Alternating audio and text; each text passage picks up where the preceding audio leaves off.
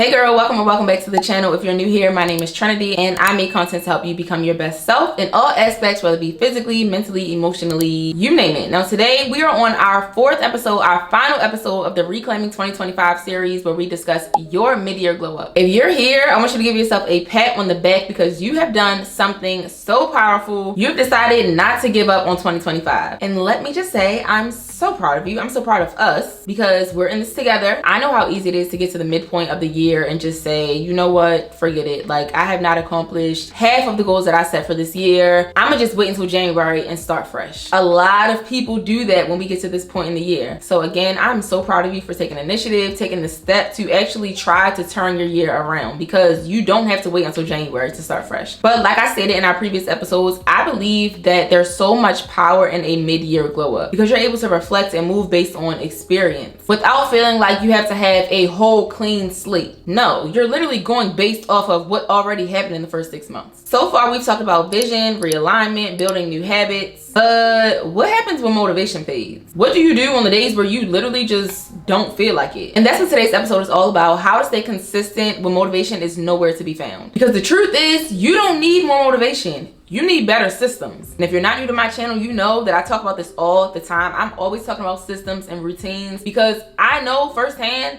how much they can actually change your life. I used to be one to rely on motivation and willpower and feelings, but feelings come and go, especially for us women. Our feelings, our emotions, our hormones are constantly up and down. So you're literally setting yourself up for failure if you only do things based off of how you feel. So let's start with the hard truth. Motivation is unreliable. It's an emotion, and like all emotions, it comes and goes. And if your whole life depends on feeling like it, you're gonna be stuck forever. But consistency, on the other hand, is not about how you feel. It's about who you are. The woman you're becoming, the woman of your dreams, your ideal self, your highest self, does not show up because it's easy. She shows up because that's who she is. The real goal is to build habits that are so rooted in your identity that they just run on autopilot, even when you're feeling tired, emotional, uninspired. So let's talk about how to build that kind of consistency. Now let me say this: none of the stuff that I tell you in this video is going to work if you do not first redefine consistency for yourself. Consistency is not perfection. It's not hustle. A lot of people think consistency is showing up perfectly all the time, showing up at 100% all the time. And that is not what it is. It's a non-negotiable version of you that shows up anyway. Think about your job. You don't just go to work when you feel like it. You go when you're sad, you go when you're anxious, you go when you're upset, you go when you need the money and when you don't need the money. Are you at 100% every time you go? No. Do you have days where you go and you might BS a little bit? Yes. But at the end of the day, you're consistent with the habit of going to work. You have to apply that same principles to everything else in your life. You have to build a rhythm that is so strong that it moves with or without your feelings. My cousin texted me last night and she asked me, how are you making it to the gym? I'm struggling so bad. Like, it's easy to go when you're mentally there. And I told her I was just having this conversation with my mom a few days before. I was telling my mom how like I was struggling so bad with going to the gym for the past maybe like 2 weeks. Some of y'all might already know, like, I've been in this like crazy funk lately. But one thing about it, I'm gonna go to the gym. I don't care if I fall off of every other routine I've created for myself. One routine I'm gonna stick to is going to the gym. But that doesn't mean that I don't struggle. That doesn't mean that I go in there every time and give 100%. I was still showing up. I was pushing through. No, my workouts were not as great as they usually are, but I showed up anyway. And to answer my cousin's question, I was making it to the gym because it had already become a habit for me at that point. It already stuck. I already created the habit of going as soon as I dropped my son off to school. So I told her yesterday, like,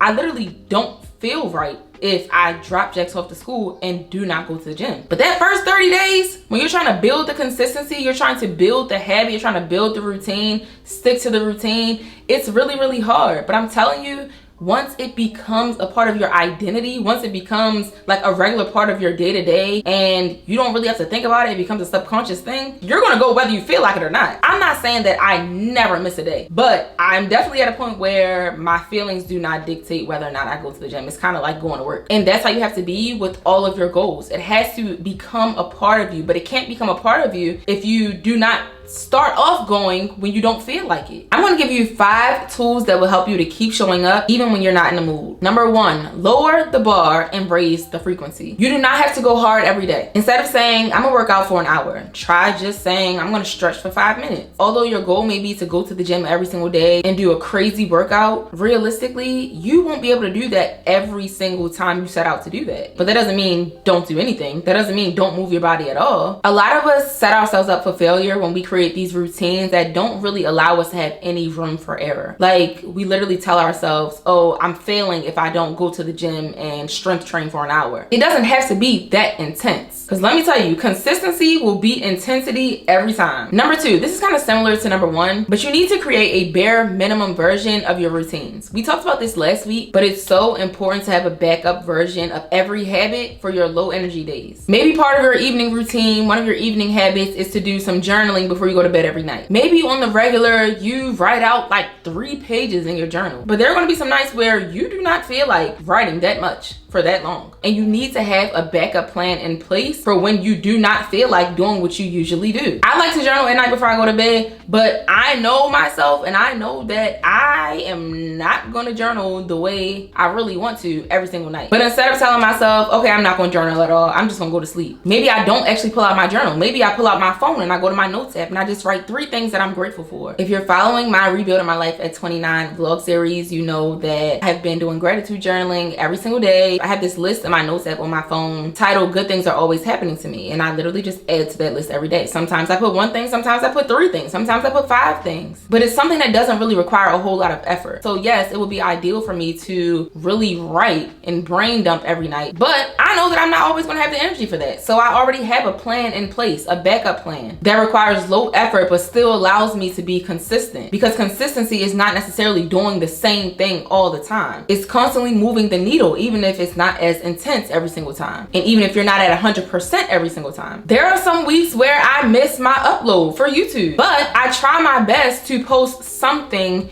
even if I'm not posting my regular content here on YouTube. So let's say my upload date is Monday. If I don't have a video for Monday and I'm not going to try to post a long form video at all that week, I'm just gonna say forget it, no long form video, I'm still gonna post something. I try to feed y'all crumbs at least. Like, I'll come on here and at least post shorts. Most of the time, if I don't post a long form video at all, I'll post multiple shorts because I have to stay in the habit. I have to stay consistent. I don't want to neglect my routine altogether. I have a bare minimum makeup routine. I have a bare minimum skincare routine, because these are things that are important to me. These are things that I feel like keep me on track and keep me feeling good about myself. But I know that I'm not going to have a bunch of time every single day. There are going to be some mornings where I don't have enough time to do as much makeup as I want to. There are going to be days where I don't have enough time to do my full skincare routine. So I have low effort, bare minimum versions of those routines that allow me to just do quick little things that still count, but they just may not be as extensive. Another one we talked about last week, make it visual. Track your habits with stickers, check marks, or even a habit tracker app. You can probably also find like a planner or a journal that has habit trackers inside of them. I've seen a few in like Marshall's, Home Goods, you know, those little stores that sell journals, planners, and stuff like that. And I've noticed that seeing my progress really does build momentum. It doesn't just give you motivation, it builds momentum. It's something about looking at a chart and seeing all of your habits, all of your routines, all the things that you want to stick to, all the things that you're trying to be consistent with, and seeing that you are actually doing those things on a daily basis. Seeing it on paper or on your phone or however you're looking at it really does something to your mind. I don't know the science behind it. Number 4, attach your habits to anchors. If you're trying to form a new habit or get consistent with something that you started a while ago, try pairing it with something that you already do. Something that's already embedded into your mind, something that's already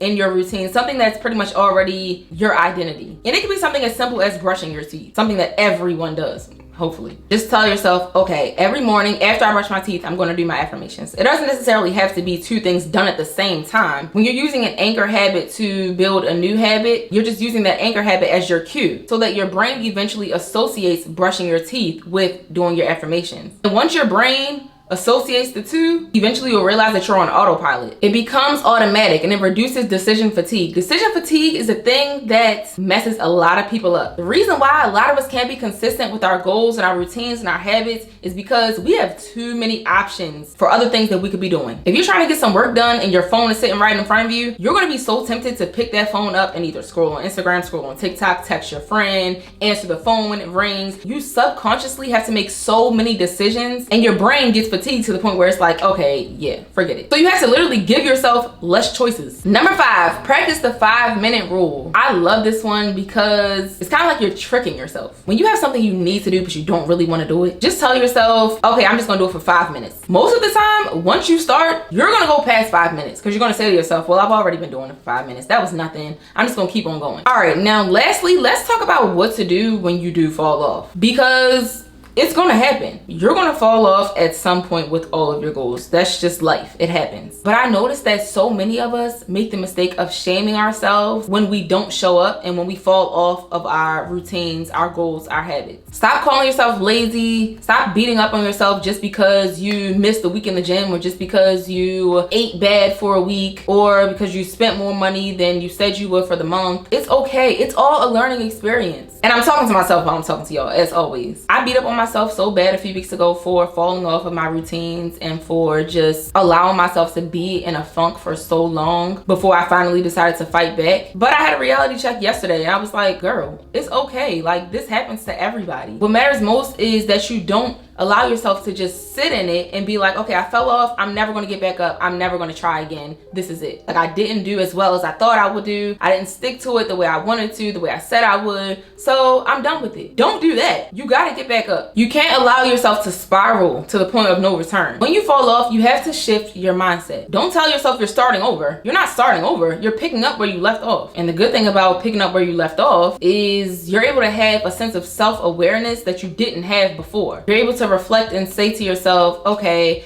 I fell off and I think it was because of this, this, and this. So I'm going to try to shift something so that that doesn't happen again. And that's not to say that you won't fall off again, but maybe you won't fall off for the same reason. Or maybe you'll have systems in place that will help you to not stay down for as long. And when you fall off, it's important to not feel like you have to just change everything overnight, especially if you've fallen off of multiple routines. I already mentioned to y'all that I'm doing a series here on YouTube, a vlog series for I don't know how long. It's probably going to go on for a while, but it's called Rebuilding My Life at 29, where I pretty much just show y'all how I am pulling myself out of a hole pretty much and kind of starting over. I like to call it starting over because there were so many things that I wanted that I no longer want, and there are so many goals that I have now that I didn't have before. Like, I just feel like there's a whole transformation happening. So I'm doing that on YouTube, but I'm also doing it in short form on TikTok and Instagram, so make sure you follow me on there so that you can keep up with the series on those platforms. In episode 1 of the short form version, I showed in real time how I got out of a funk last week. And I talked about how I did small things, like got dressed for the first time in a long time, did my full skincare routine for the first time in a while, brushed my hair because I hadn't brushed my hair in like a week. Those things might seem so small, so insignificant, but they helped me to feel like myself again. And that to me was the perfect start for my rebuild. It was the perfect start for the shift that I'm about to make in my life. I didn't wake up one day and just say, okay, I'm about to jump back into every single routine that I had. I'm about to just transform my life overnight, because that would have been unrealistic. So I started small and I did things that reminded me of who I was, things that made me feel good. And sometimes that's all you have to do for starters. So as always, I hope you all enjoyed this video. Let me know if you are following the Rebuilding My Life at 29 series, either here on YouTube or on TikTok and Instagram. I hope y'all enjoyed this series as a whole. I definitely enjoyed creating it. And yeah, I love y'all so much, and I will see y'all in the next video. Bye.